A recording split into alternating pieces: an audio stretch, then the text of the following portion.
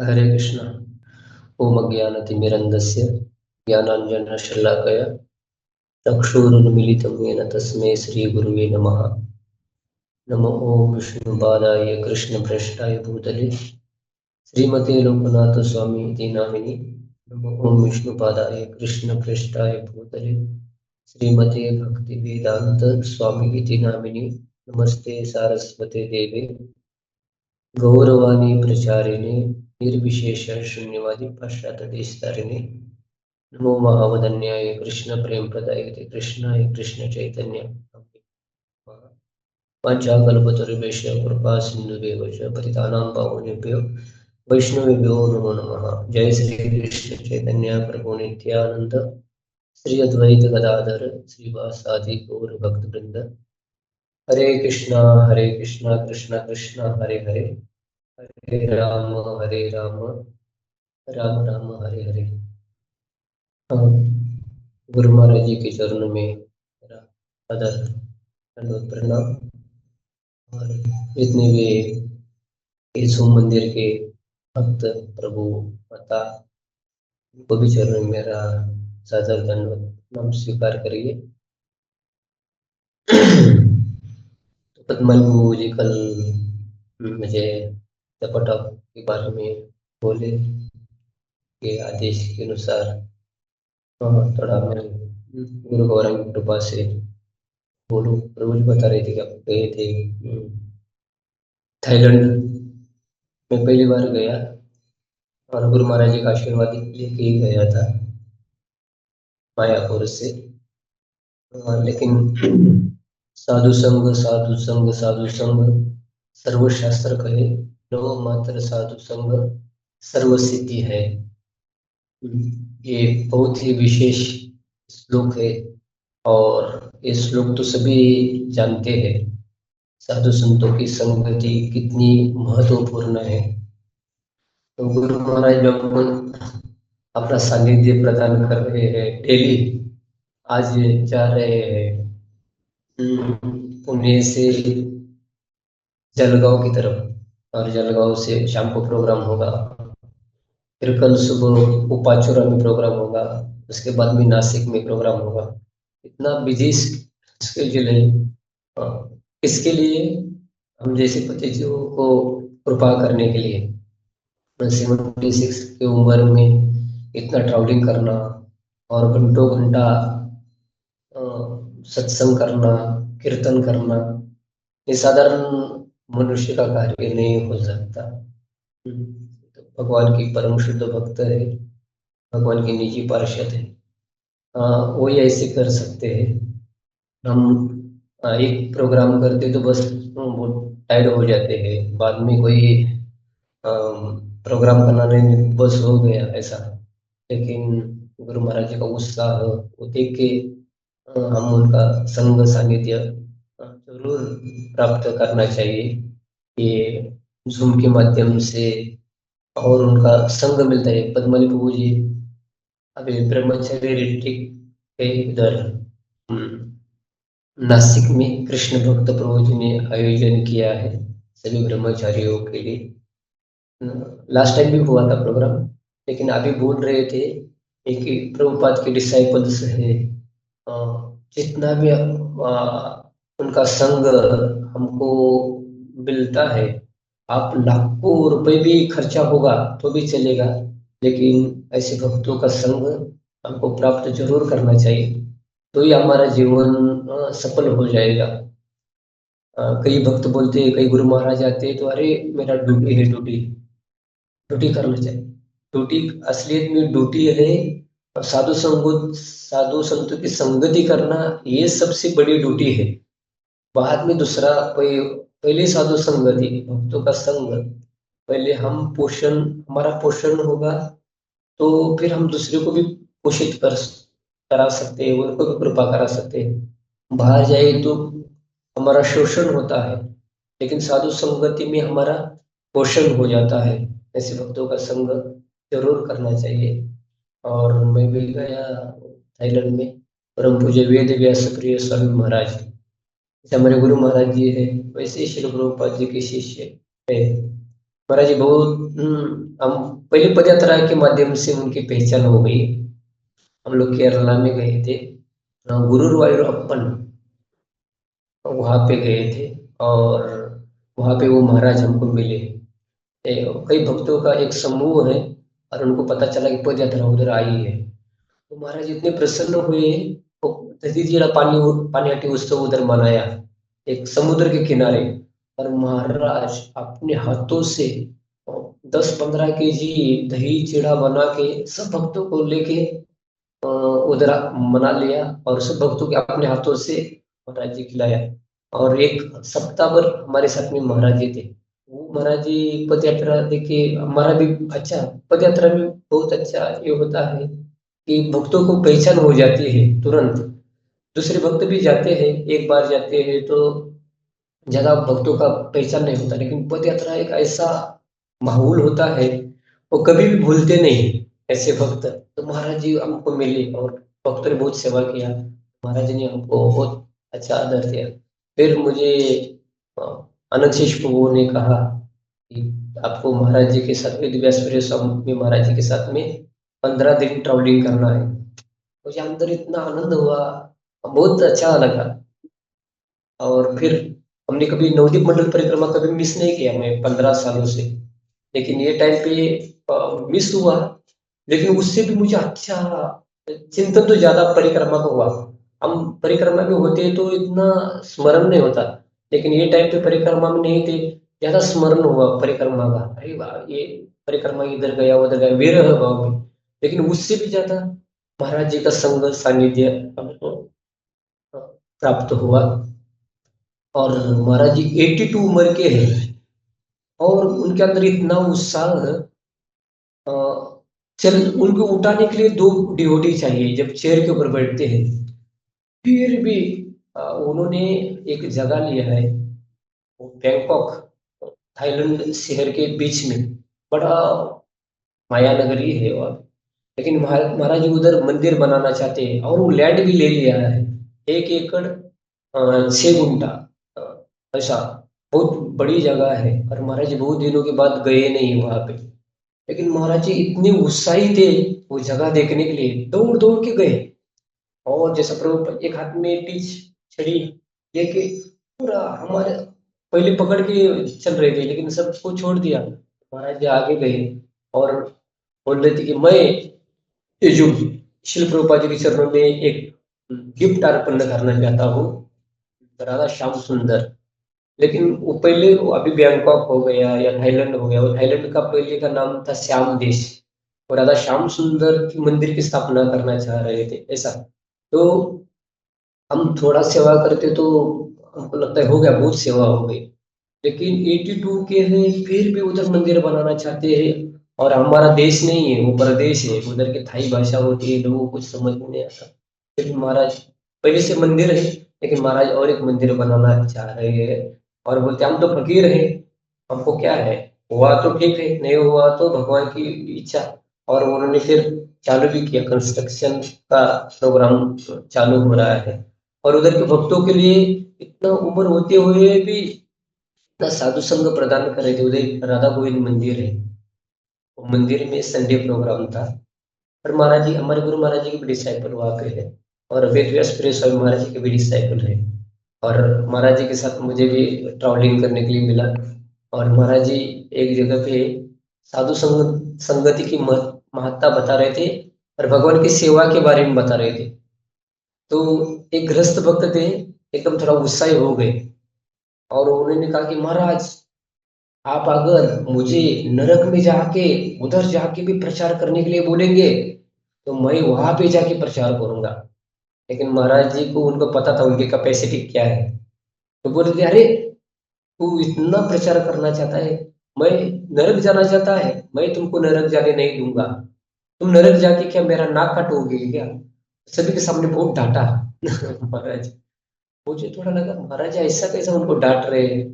बाद में मैं थोड़ा विचार किया, वो ग्रस्त है, उनको अगर बोल देते हैं तुम अपना घर गृहस्थी छोड़ दो और मंदिर में आके ज्वाइन हो जाओ, वो बोल रहा नहीं प्रभु मुझे ड्यूटी जाना है। फिर उसी टाइम आपने कैसा बोल दिया कि महाराज जी को मैं नरक में जाने के लिए तैयार हूँ? अभी आप ड्यूटी नहीं छोड़ रहे हैं तो फिर नरक में कैसे जाओगे? ऐसा मतलब कई भक्त होते हैं, गुरु महाराज जो भी बोलेंगे हम करने के लिए तैयार है, लेकिन गुरु महाराज बोलते हैं तो फिर हो गया, उनका हवा निकल जाती है ऐसा। लेकिन हमारे कैपेसिटी के अनुसार हमको जो भी है गुरु महाराज जी को पूछना चाहिए, बोलना चाहिए और उनका आज्ञा का पालन करना चाहिए। और हम अ, भक्ति में आते तो मैं तुरंत बाद में चैतन्य भागवत उधर मंदिर में पढ़ रहा था।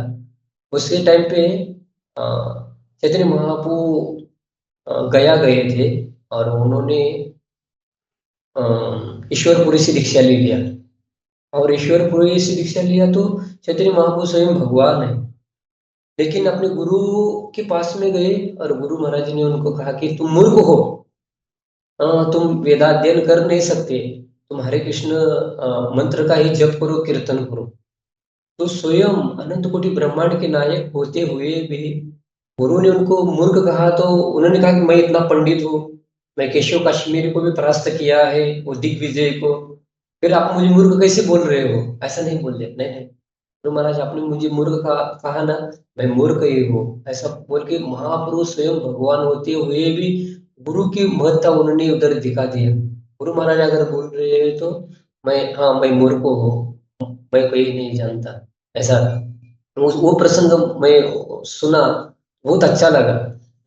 एक भक्त बोल रहा है कि मैं नरक में नहीं जा रहा हूँ, गुरु महाराज उनको डांटे, वो भी थोड़ा उनको नर्वस हो गए, लेकिन बाद में उनको पता चला कि नहीं नहीं गुरु महाराज हमारे कल्याण के लिए ऐसा डांटते हैं।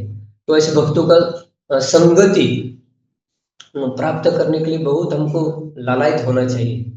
हमको कुछ मिलता है, रोज गुलाब जामुन मिलेगा तो गुलाब जामुन का टेस्ट नहीं समझ में आती, लेकिन कभी कभी बार होता है, मिलता है तो और बहुत उसमें बहुत आनंद आता है। हम लोग इंडिया में रहते हैं, चलो वृंदावन जाना है तो तुरंत वृंदावन का टिकट काट के जाते हैं। पंढरपुर जाना है, मायापुर जाना है, जगन्नाथपुरी जाते हैं तो तुरंत जाते हैं। लेकिन कई कई विदेशी भक्त होते हैं, मैं देखा उधर बहुत सारे हमारे इस्कॉन के डिवोटीज है, थाईलैंड जैसे देश में, उधर पूरा बुद्धिस्ट लोग हैं बहुत सारे, और इतनी माया की नगरी है, लोगों को पता ही नहीं चलता कैसा कैसा कैसा रहना है, क्या खाना है।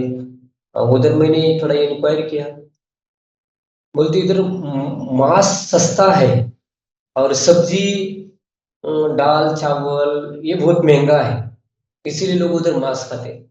उल्टा है, और मांस खाने से कितनी सारी बीमारी आ रही है, और लोग जिसमें भगवान ने जो दिया है उसमें संतुष्ट नहीं है। उधर से आते हैं बहुत सारे लोग और समुद्र के किनारे पूरा कपड़ा निकाल के ऐसा सोते रहते हैं इतना धूप में। मैं एक भक्त को पूछा ये ऐसा कैसा कपड़ा नहीं, बिना कपड़ा पहन के ऐसा समुद्र के किनारे सोते हैं?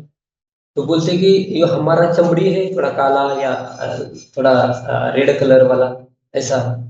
हाँ, वो ऐसा चाहते, वो सफेद चमड़ी नहीं चाहते, उनको हमारा जैसा चाहिए, इसलिए धूप में आके पड़ते हैं ऐसा। और हम लोग क्या करें, पूरा उसको बहुत सारा सौंदर्य प्रसाधन उधर ला के शैम्पू क्या क्या लगा के हम पूरे होना चाह रहे हैं, और वो काला होना चाह रहे हैं। मैं मेरे मन में आया ये सब उल्टा है। हम जिसमें भगवान ने हमको जो भी दिया है उसमें हम संतुष्ट नहीं है, हम और दूसरा चाहते, दूसरा चाहते, दूसरा चाहते, उसे कभी प्रसन्न नहीं हो। लेकिन भक्त जो भी भगवान ने जो भी स्थिति में रखा है वो स्थिति में क्या होता है, प्रसन्न रहता है। सुखे सुखे दुखे समय कृपा लाभा लाभो जया जयो। भक्तों का ऐसा होता है, सुख दुख लाभ हानि जो भी है विजय पराजय में वो स्थिर रहता है। लेकिन जो भक्त नहीं है वो हमेशा अस्थिर हो जाता है। तो ऐसी स्थिति वहां पे है। लेकिन भक्त लोग बहुत अच्छे हैं, वो साधु संग करने के लिए वही ब्रह्मचारी भी जाता है इंडिया से, भारत से। उधर पूरा मैं देश घुमा, देश बड़ा नहीं, एक महाराष्ट्र होगा उतना ही, एक थाईलैंड होगा लगता है। लेकिन सभी जगह पे गया, खाली 3 ब्रह्मचारी मुझे उधर दिखाई दिए, 2 या 3 ब्रह्मचारी। और उधर भक्तों का संग करने के लिए बहुत लालायत होते, कोई सन्यासी गुरु महाराज वगैरह जाते हैं वो इतना उनको छोड़ते नहीं पीछा। और कई लोग हैं इधर इंडिया में नहीं आ सकते हैं, कई लोग बहुत वृंदावन आना मायापुर आना बहुत तरसते, लेकिन नहीं जा पाते हैं। लेकिन उधर ही रह के क्या कर रहे हैं, भगवान का बहुत गंभीरता से भजन कर रहे हैं। मैंने हम तो इधर हमारा सत्संग होता है शाम को, चालू होता है 7 बजे 9 बजे तक खत्म होता है, लेकिन वो लोगों को टाइम नहीं मिलता। एक जगह पे देखा, रात को 11:30 बजे कीर्तन चालू हो गया, 11:30 से 12 बजे तक आधा घंटा कीर्तन, 12 से 1 बजे लेक्चर, 1 से 1:30 बजे तक आरती कीर्तन, फिर 2 बजे प्रसाद। मैं तो बोला हम तो 2 ढाई बजे उठ जाते हैं, ये 2 बजे खाना खा रहे हैं, भोजन करे तो कैसा होगा भक्त लोग। लेकिन उनको क्या ऐसा स्थिति है, वो जॉब करते हैं, नौकरी करते हैं, उनको टाइम नहीं मिलता, फिर भी सभी लोग आते हैं इतना नाइट में। मुझे लगा जन्माष्टमी जैसा ही लगा। और उधर तो इतने लोग ऐसे हैं नशा करने वाले। और 31 दिसंबर होता है इंडिया में, जैसा लोग होते हैं ऐसा हर रोज उनका होता है। रात को 1:30 2 बजे तक होटल चलते रहते हैं, बड़ा बड़ा डिस्को डांस लगा के नाचते रहते हैं। लेकिन उधर डिस्को डांस होता है, लेकिन हमारे भक्त लोग भगवान का नाम संकीर्तन करते हैं, तो उधर भी नाचते हैं वो लोग। भौतिक चीजों में आनंद लेके नाच रहे शराब पी के, लेकिन भक्त लोग भगवान का नाम का कीर्तन उसका स्वीकार करके जोर जोर से नाच रहे। नाचने नाचने में फर्क है, एक नाच रहा है माया के ताल पे, और एक नाच रहे हैं भगवान के कीर्तन में। हाँ, तो ऐसा वो भक्त लोग बहुत आतुर है साधु संतों का संगति करने के लिए। गुरु महाराज भी वो सुमोई करके एक जगह है, वहाँ पे हमारे राधा कुंड प्रभु उधर जाते हैं, उनके भाई है श्याम कुंड प्रभु, दोनों भाई भाई है। और बहुत सारे उधर गुरु महाराज के डिसाइपल्स है। वो भक्त लोग बहुत अच्छा प्रेम किया। और अलग अलग जगह पे प्रोग्राम किए। और गुरु महाराज हर जगह पे जाते हैं, कुछ आदेश ही दिया था, जाने के टाइम पे तुम पद यात्रा के बारे में बता देना, और पंढरपुर धाम के बारे में बता दे देना। और उधर के भक्तों का बहुत उत्साह था पंढरपुर धाम के बारे में सुनने के लिए।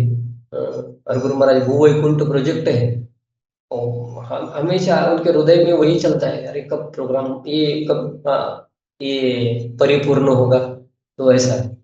तो वहाँ पे हमने भी पद यात्रा, मुझे 2 3 बार बताया, हाँ वो लोगों को बताओ पद यात्रा करने के लिए।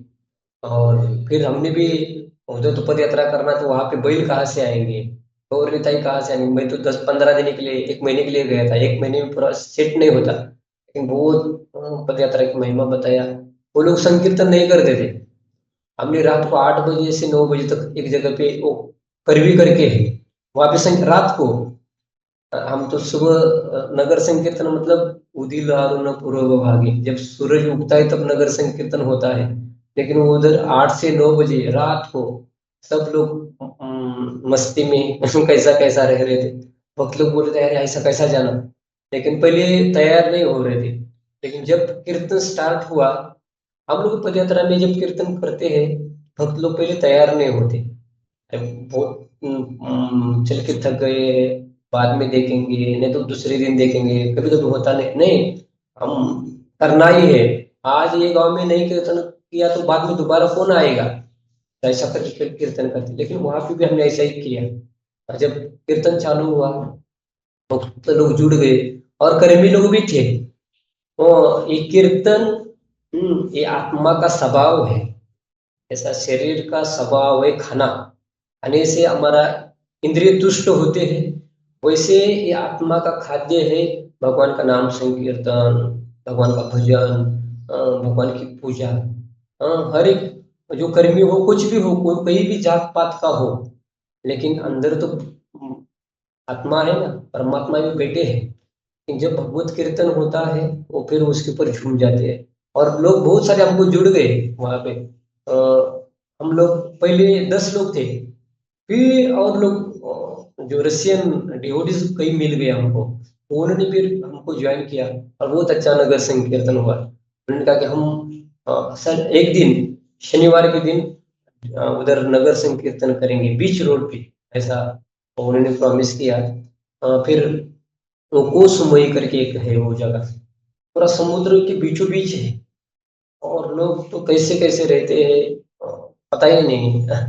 वो लोग बोलते हमको पागल है, कैसा ऐसा कपड़ा पहना है। हम बोलते वो पागल है, वो कैसा कैसा कपड़ा पहने हैं। लेकिन कौन पागल है पता नहीं, हम भगवान के लिए पागल हो गए हैं और वो अपनी माया के लिए पागल हो गए, इंद्रिय तृप्ति के लिए। तो महाप्रभु भी पागल हो गए थे इतना, हमेशा कहा है कृष्ण, कोथा है कृष्ण, कृष्ण कृष्ण कृष्ण कृष्ण। वो लोग बोलते हैं निमाई पंडित पागल हो गया, और सब पागल पागल बोल रहे थे। महाप्रभु को लगा कि मुझे सब पागल बोल रहे थे, मैं जाके गंगा जी में जाके कूदूंगा। लेकिन वहां पे श्रीवास आचार्य आ गए, तो उन्होंने कहा कि अ, अरे, सची माता ने कहा कि मेरा निमाय पागल हो गया, तो क्या करना। तो श्रीवास ठाकुर ने कहा कि नहीं नहीं नहीं, ये पागल असलियत में ऐसा पागल मैं भी कब हूँ, मैं भी ऐसा भगवान के कीर्तन में पागल हो जाऊंगा। तो ये पागलपन अच्छा पागलपन है, ऐसा बोल दिया सची माता को। फिर महाप्रभु बहुत अच्छा लगा, नहीं तो उसी दिन बोल रहे थे कि मैं जाके गंगा में कूदूं और मैं अपना प्राण त्यागूं, ऐसा महाप्रभु ने सोचा था। लेकिन श्रीवास ठाकुर ने, सही पागलपन क्या है, कृष्ण भक्ति में पागलपन, पागल होना, ये पागलपन सही है, ऐसा श्रीवास ठाकुर खुद ही चाह रहे थे। इसलिए महाप्रभु ने उनको आलिंगन किया और उन्होंने कहा कि मेरे आज तुमने जान बचा दी, नहीं तो मैं आज नदी में जाके, गंगा जी में जाके कूदने वाला था, ऐसा। तो पागल, भौतिक जगत के लोग संसार के लिए पागल हो रहे, पैसे के लिए पागल हो रहे, किसके लिए, लेकिन भक्त भगवान के लिए पागल हो रहे, भगवान की भक्ति के लिए प्रयास कर रहे हैं, यानी सभी कैसे कृष्ण भवना भवित हो, ऐसा। और फिर वो सुमोई में बहुत सब हमारे गुरु भ्राता, और उन्होंने भी उधर गोविंदास एक खोल दिया। गुरु महाराज ने कहा कि इधर बहुत लोग भक्त आएंगे, वो क्या खाएंगे उधर, वही गोविंदास खोल दिया, पहले से ही था, अभी खोल दिया वो लोगों ने। जितने भक्त लोग जाते हैं बहुत अच्छा सा उनको प्रसाद मिलता है, बिना प्याज लहसुन वाला, जगन्नाथ जी को ऑफरिंग किया हुआ प्रसाद। भक्तों को टाइम नहीं मिलता, लेकिन उनके अंदर भक्तों के प्रति सेवा भाव, बहुत सेवा भाव हमने देखा। इधर भी भक्तों को अंदर सेवा भाव होता है, लेकिन हम अति परिषद अवज्ञा होती है, अरे ये तो क्या है, गुरु महाराज रोज हमारे साथ जप करे, एक दिन नहीं किया तो क्या होता है, ऐसा हम सोचते हैं, लेकिन ऐसा नहीं। लेकिन सभी को, जितना भी हमको संग सानिध्य, गुरु गौरांग शुद्ध भक्त होते हैं, उनका संग सानिध्य प्राप्त करते हैं, तो बहुत हमारा जीवन बहुत अच्छा पवित्र हो जाएगा। हाँ, और अभी कल भी देखा हम लोग, 2 दिन से देख रहे थे वो भद्रक मंदिर का ओपनिंग, और पद्माली को बता रहे थे, इतने सारे प्रपात के, प्रपात डिसाइपल तो ज्यादा नहीं थे, हमारे गुरु महाराज जय पताका स्वामी महाराज। अभी जय पताका स्वामी महाराज जी का दर्शन करना भी कितना, ऐसा तो हम जूम पे कर रहे हैं, लेकिन सामने, ऑनलाइन नहीं, स्ट्रेट दर्शन होता है, तो इतना मन प्रसन्न होता है। हमने मायापुर में उनका दर्शन किया, उधर बता रहे थे वो भद्रक मंदिर में कितने सारे सन्यासी, न्यू सन्यासी और भक्त लोग आए थे साधु संग प्राप्त करने के लिए। और वो मंदिर तो मुझे लगता है वो पदयात्रा का बहुत रिलेटेड है। गुरु महाराज जी पदयात्रा करते करते आए थे और उनको मिल गया। बाद में सनक सनातन को भी गए, यशोदी को गए। हम तो ऑल इंडिया पदयात्रा, मैं जब था मैं 2 बार गया, और 2 बार ही हमने उधर श्री कृष्ण जन्माष्टमी मनाया। 2014, वो पूर्णचंद्र प्रभु करके भक्त थे ब्रह्मचारी, उसी टाइम भी मनाया। और फिर दोबारा एक राउंड मार के आगे, उसी दिन वही मंदिर में दोबारा जन्माष्टमी मनाया। और वो लोग बोल रहे थे ये पदयात्रा का मंदिर है। हाँ, सभी सभी मंदिर हमारा ही है, भक्तों का ही है, लेकिन वो कर रहे विशेष कह रहे थे कि ये पदयात्रा के लिए डोनेशन मिला है, दान मिला है। गुरु महाराज स्वयं उधर गए, इतना साधु संग, और हमारा हमको बहुत अच्छा लगा। गुरु महाराज जी के मुखारविंद से एक शब्द निकला उधर, वो गए मंदिर में तो गए, लेकिन उधर उत्कल पद यात्रा उधर पहुंची थी। पद यात्रा देखने के बाद उनके मुखारविंद से ऐसा आ गया कि उनको लगा हृदय से, मैं मेरे घर में आ गया। तो बड़े बड़े बड़े मंदिर बनाए गुरु महाराज जी, नोएडा का बड़ा मंदिर है, नागपुर में बना दिया, सोला पंढरपुर में भी बहुत अच्छा बना दिया, अरोड़े में, सभी जगह पे जहाँ गुरु महाराज जी आते हैं वो अपना रूम वगैरह बना दिया। लेकिन पद यात्रा में कहीं रूम नहीं होता, क्योंकि पद यात्रा मूविंग होता है ना, सभी जगह पे जाना होता है। लेकिन फिर भी गुरु महाराज जी का भाव, मैं जब पद यात्रा देखा तो ऐसा लगा कि मैं मेरे घर में आ गया। तो गुरु महाराज जी का जो भाव है वो सभी शिष्यों के अंदर आना चाहिए। तो विशेष, बहुत विशेष सेवा है पद यात्रा। और बहुत सारे मंदिर भी चाहिए, खाली पद यात्रा ही नहीं। मंदिर, पद यात्रा, नाम मठ और प्रचार सेंटर सभी चाहिए। लेकिन विशेष करके गुरु महाराज जी का जो आदेश है वो पद यात्रा कराना। मैं भी इधर आ गया, थाईलैंड से आया, पुणे, पुणे से आरोडे पंढरपुर आया। पंढरपुर में रुकने का भक्त लोग बोल रहे थे, लेकिन मेरा पद यात्रा में जाने का बहुत इच्छा था, महाराष्ट्र पद यात्रा। और महाराष्ट्र पद यात्रा पहले हम लोग 2011 में आए थे, तो भक्त लोग जुड़े थे। इधर राजश्री परीक्षित प्रभु करके गए। गौर नेता भी इतने कृपालु है, सभी पद यात्रा के गौर नेता बहुत विशेष रहते हैं। हम लोग 2011 में पहली बार आए थे, फिर कोरोना के पहले भी एक बार आए थे, लेकिन वो लोग तब से जुड़े हैं पद यात्रा से, और दीक्षा भी ले लिया, भक्त बन गए। एक भक्त है, एक आचार्य को, मेरा नाम आचार्य दास है, एक आचार्य प्रभु करके राधानाथ महाराज जी के डिसाइपल है। और उनको इतना पद यात्रा प्रोग्राम इतना अच्छा लगा, और सिंपल लिविंग, तो एकदम सरल रहना है, कोई रूम फैसिलिटी कोई भी ऐसा नहीं। तो उनको सेवा करने का बहुत इच्छा हुआ, और इधर बैलों के पैर को नाल बनाते हैं। और हम उधर गए, और प्रभु भी हमारे साथ में आए। तो उन्होंने कहा कि हमको ये नाल चाहिए बैलों को पैर को लगाने के लिए। हम तो पैदल पैर में चप्पल पहन के चलते हैं, लेकिन बैलों को भी उसको चप्पल होता है, मतलब नाल। तो भगवान तो कहा था, वो प्रभु जी कल उनके घर में गए थे, कितना 16-17 साल के बाद। तो जैसा कृष्ण भी गया लेके जाते थे, और माँ ने कहा कि अरे बेटा, लाला चप्पल पहन के जाओ। तो उन्होंने कहा कि जितनी गया है, 9 लाख गया को जब चप्पल नहीं दे देंगे तब तक मैं चप्पल नहीं पहनूंगा, ऐसा बोल दिया। 9 लाख गया को कितना चप्पल लाएगा, तो यशोदा माता ने वो विचार त्याग ही दे दिया। लेकिन हमारे बैलों को भी चप्पल पहनाना पड़ता है और नाल लगाना पड़ता है, लेकिन वो प्रभु ये गए राधानाथ स्वामी महाराज के डिसाइपल करो, तो इतना ऐसा हो गया कि तब से 2012 से अभी तक जितना भी बैलों को पैर को नाल लगा देते हैं, वो नाल भेजते हैं। मैंने कहा प्रभु, और बहुत पैसा भी होता है उनका।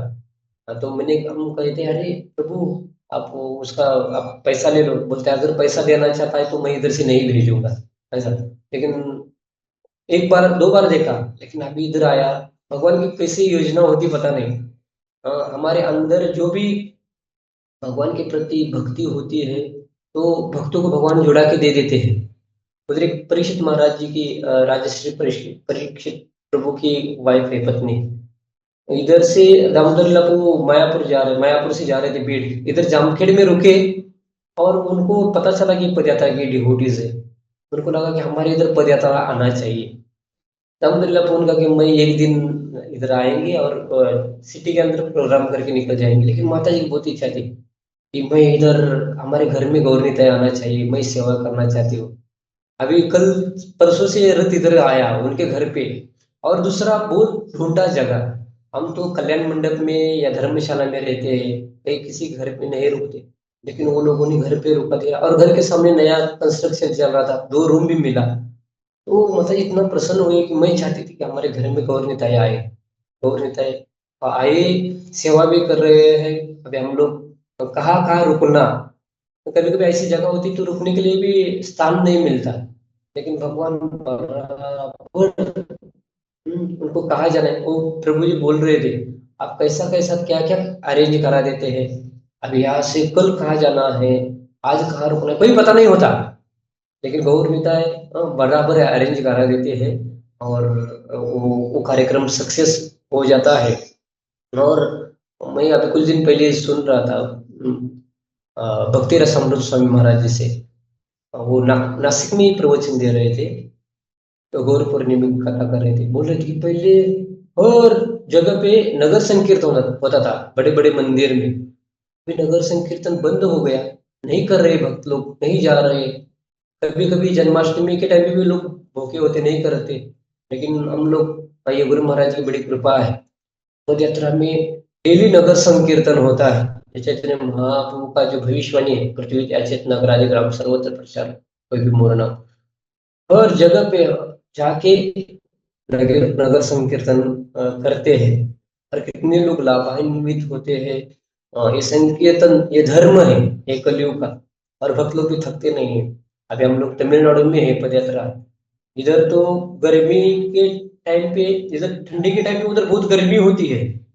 कई लोग जो नॉर्थ इंडियन है, वो ठंडी होती है इसलिए साउथ इंडिया जाते हैं, उधर गर्मी होती है। ठंडी के टाइम में इतना गर्मी उधर होता है, तो गर्मी के टाइम पे कितना उधर गर्मी होता होगा। लेकिन ऐसे ही गर्मी में भक्त लोग चल रहे हैं, उसको आनंद प्राप्त होता है। श्री प्रभुपाद जी की किताब देते हैं, प्रसाद बांटते हैं, संकीर्तन करते हैं। तो ऐसा, मैं थाईलैंड में था, एक भक्तों ने मुझे कहा कि आप प्रभु जी, मैं आपको एक बार बॉडी पूरा फ्रेश करा दूंगा। बोले क्या चीज है? बोलता है चलो। और उन्होंने दो भक्तों को 5,000 रुपये दिया, दो भक्तों को।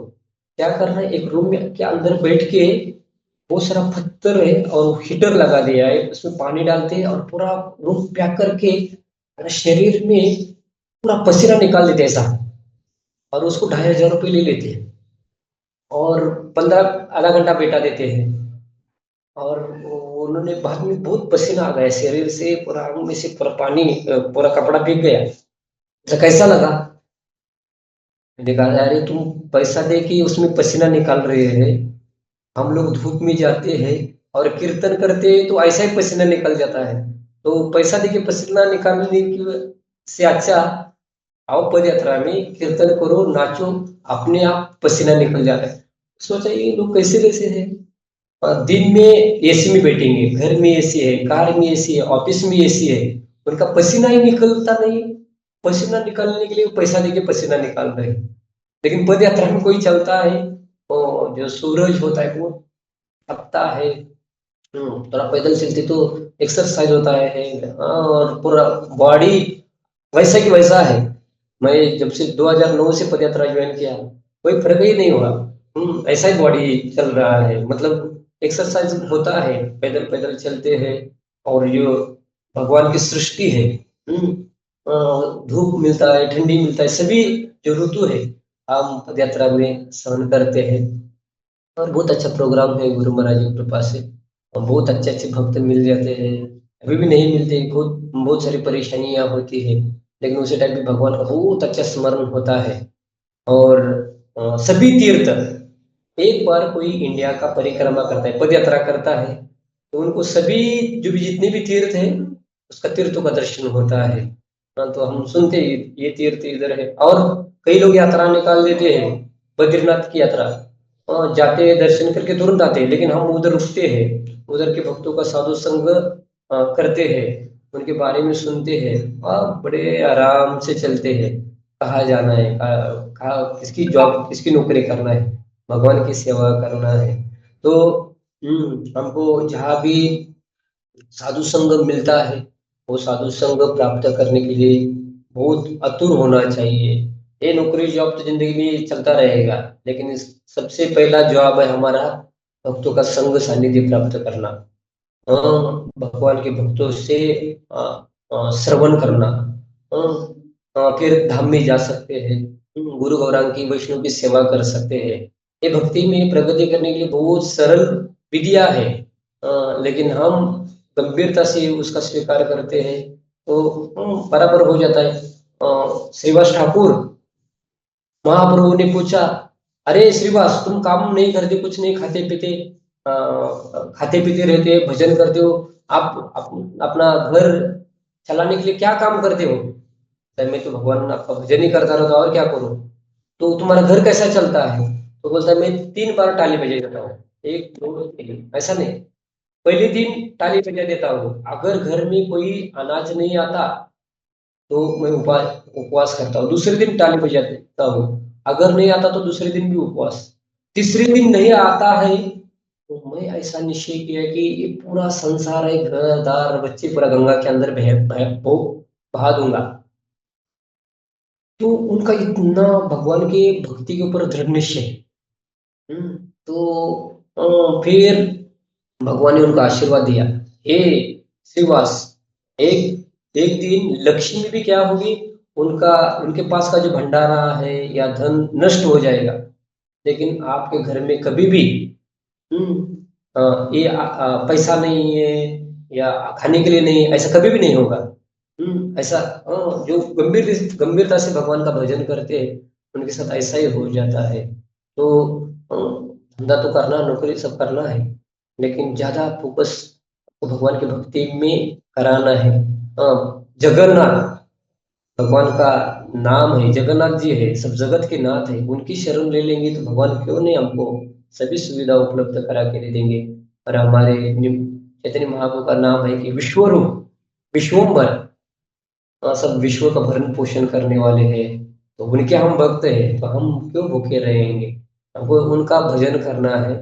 और जितना चाहिए काम भी करना, लेकिन ज्यादा फोकस भगवान के भजनों में और साधु संगति की संग लेने के लिए करते हैं तो हमारा जीवन पवित्र हो जाएगा। तो इधर महाराष्ट्र पद यात्रा में मैं भी आया, इधर जामखेड़ में। मुझे भी लगा, मैं बहुत मंदिर में गया लेकिन पद यात्रा में आ गया, लगा कि अपने घर में आ गया ऐसा। हमको भी पद यात्रा इतना सालों से रहे, तो पद यात्रा मतलब एक घर जैसा, मंदिर जैसा ही लगता है। तो पद्मावती प्रभु ने कल मुझे बताया, हम लोग संकीर्तन कर रहे थे, मैंने उनका मैसेज नहीं देखा, रात को लेट देखा, तो उन्होंने कहा कि चलो जो भी है, हम तो जो भी साधु संतों से सुना या देखा है वही बताया। और कोई इसमें नहीं, हमको भक्तों का, गुरु गौरांग का साधु संग करना, उनकी सेवा करते तो हमारा जीवन पवित्र हो जाता है। हरे कृष्णा।